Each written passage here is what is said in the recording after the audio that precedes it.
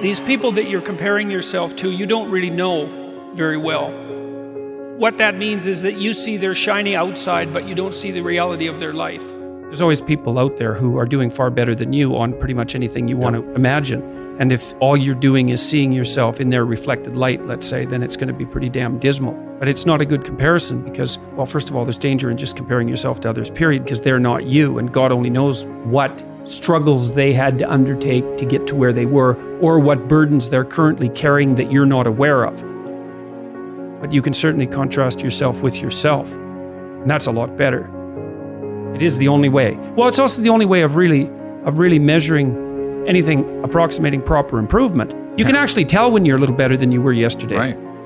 And you can actually do that. That's another thing that's so interesting about it, is that you can actually make yourself a little better in some way, pretty much, well, I don't know if it's at every moment, but you can certainly do it every day.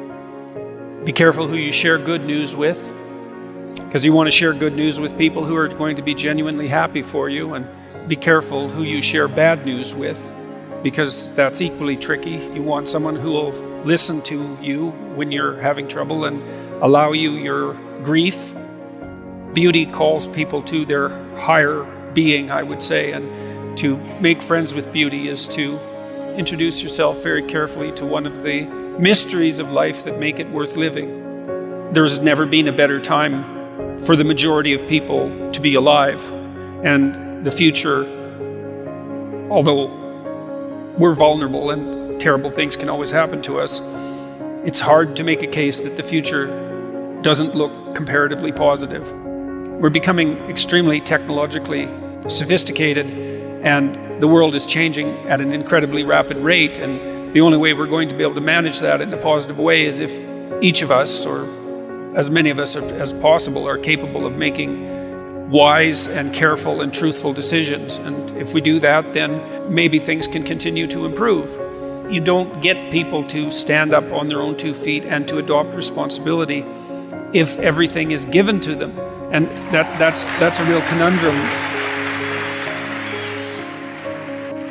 You know, maybe you're in California, see someone speeding down the road in a convertible Porsche, and you think, oh man, what a lucky bastard. And the truth of the matter is that he's thinking about wrapping his expensive sports car around the next cement pillar that he comes close to. You know, you can't tell, and people have hard lives, and even people who are comparatively fortunate have hard lives. And the ideal that you're observing that makes you jealous and resentful is in large part an illusion that's created by your own mind. You have to be careful of what you're jealous of, because you don't really know what it is. And then the other thing that's kind of useful is to understand you're quite different from other people, and you shouldn't be comparing yourself to them because they're not like you. They don't have your family. They don't have your temperament. They don't have your troubles. They don't have your abilities. The only person that has those is you. One of the rules, I think it's rule 4, is compare yourself to who you were yesterday and not to who someone else is today. And see, that's a game you can win. The possibility that you can make yourself slightly better on a continual basis is, I think that's something that's accessible to everyone. I think that's equivalent to leading a virtuous life. And there is something to be said for virtue and truth. You know, and that is one thing. Another thing that I've noticed about people who've been phenomenally successful is that they really do everything they can to live a truthful life. And you can get a bloody long ways by being honest. You got to know that there are differences in intelligence. It's really important. If you go into a job and you're not smart enough for that job, you're going to have one bloody miserable time. And you're going to make life wretched for the people around you because you won't be able to handle the position. But what you really want to do, as far as I can tell, if you want to maximize your chances for both success and let's say well-being, is you want to find a strata of occupation in which you would have an intelligence that would put you in the upper quartile. That's perfect. Then you're a big fish in a small pond. And you don't want to be the stupidest guy in the room. It's a bloody rough place to be. So, and you probably don't want to be the smartest guy in the room either, because what that probably means is you should be in a different room. If you want to be the best at what you're doing, bar none, then having an IQ of above 145 is a necessity, and maybe you're pushing 160 in some situations, and maybe that's making you one person in 10,000 or even one person in 100,000. And then also, to really be good at it, you probably have to be reasonably stress tolerant and also somewhat conscientious. Why is it that smart people are at the top of dominance hierarchies? And the answer to that in part is because they get there first, right? I mean, everything's a race, roughly speaking, and the faster you are, the more likely you are to be at the forefront of the pack. And intelligence in large part is speed. That's not all of it is. So if you're moving towards something difficult rapidly, the faster people are going to get there first. You're going to have to put some effort into your life, and you need to be motivated to do that.